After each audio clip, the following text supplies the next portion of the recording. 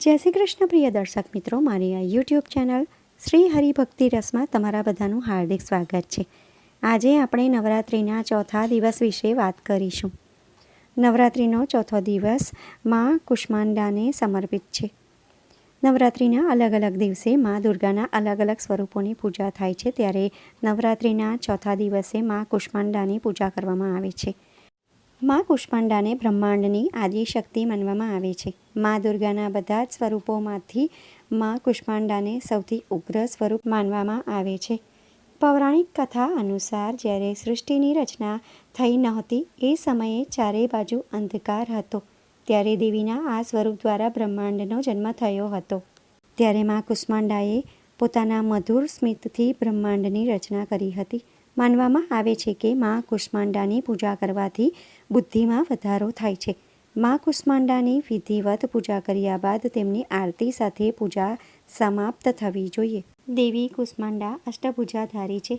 કુષ્માંડા માતાને અષ્ટભુજા દેવીના નામથી પણ ઓળખવામાં આવે છે. માતાના 7 હાથમાં ક્રમશઃ કમંડલ, ધનુષબાણ, કમળ પુષ્પ, અમૃતપૂર્ણ કલશ, ત્રિશૂલ, ચક્ર તથા ગદા છે.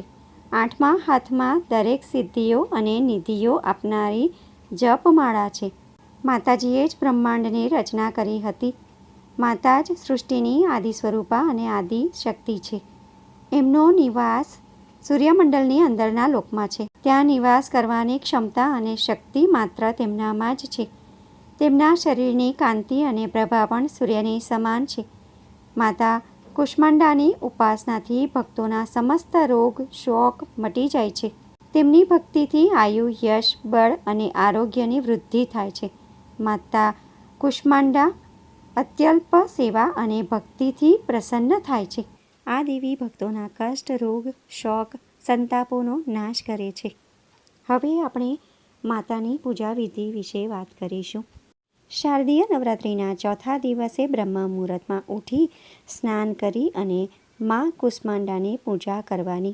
સૌથી પહેલાં કળશ અને તેમાં ઉપસ્થિત દેવી દેવતાઓની પૂજા કરો. પછી અન્ય દેવી દેવતાઓની પૂજા કરવી જોઈએ. તેમની પૂજા કર્યા બાદ દેવી કુષ્માંડાની પૂજા શરૂ કરો. હાથમાં ફૂલ લઈને દેવીને પ્રણામ કરવું જોઈએ. ત્યારબાદ વ્રત પૂજનનો સંકલ્પ લેવો.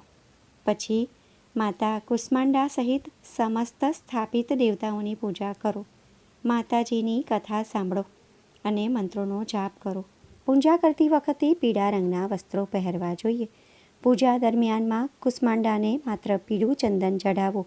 ત્યારબાદ કુમકુમ, મૌલી, અક્ષત ચઢાવો. હવે એક સોપારી પર થોડું કેસર લો અને મંત્ર બોલો. ઓમ બ્રૂમ બૃહસ્પતે નમઃ મંત્રનો જાપ કરતી વખતે દેવીને અર્પણ કરો.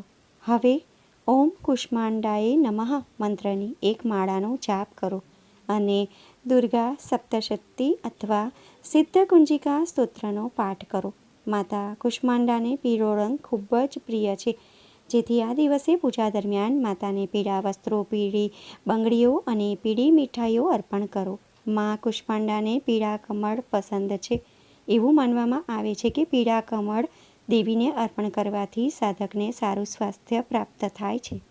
માં કુષ્માંડાની આરતી કરો અથવા તમે માં આદ્યાશક્તિની આરતી પણ કરી શકો છો.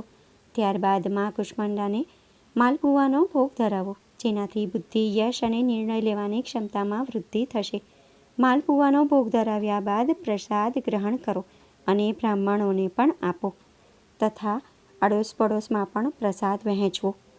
માં કુષ્માંડાનો મંત્ર આ પ્રમાણે છે. ઓમ જયંતી મંગલા કાલી ભદ્રકાલી કપાલિની દુર્ગા ક્ષમા શિવા ધાત્રી સ્વાહા સ્વધા નમોસ્તુતે. બીજો મંત્ર છે.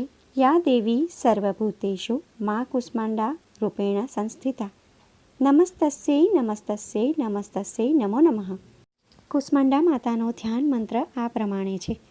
વંદે વાંછિત કામાર્થે ચંદ્રાર્ધકૃત શેખરામ સિંહારૂઢા અષ્ટભુજા કુષ્માંડા યશસ્વનીમ ભાસ્વર ભાનુ નિભામ અનાહત સ્થિતામ ચતુર્થ દુર્ગા ત્રિનેત્રામ કમંડલુ ચાપ બાણ પદમ સુધા કલશ ચક્ર ગદા જપવટી ધરામ પટાંબર પરિધાનામ કમનીયામ મૃદુહાસ્યા નાનાલંકાર ભૂષિતામ મંજીરહાર કેયુર કિંકિણી રત્ન કુંડલ માંડિતામ પ્રફુલ્લ વદનામ ચારુ ચિબુકામ કાંત કપોલામ તુંગ કુચામ કોમલાંગી સ્મેરમુખી શ્રીકંઠી નિમ્નનાભી નિતંબિનીમ.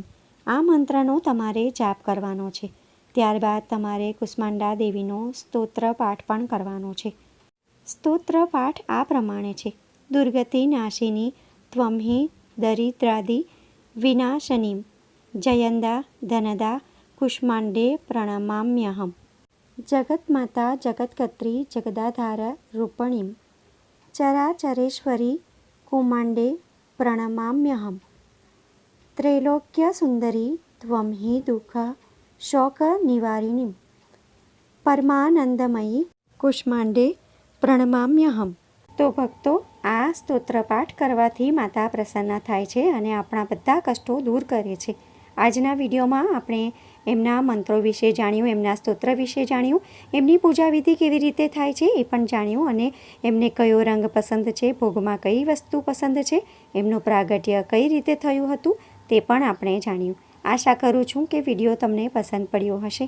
જો વિડીયો તમને પસંદ પડ્યો હોય તો વિડીયોને લાઇક કરજો અને બીજા લોકો સુધી વિડીયોનો પ્રચાર કરજો અને કોમેન્ટમાં જય કુષ્માંડા દેવીમાં અને જય અંબેમાં જરૂરથી લખજો.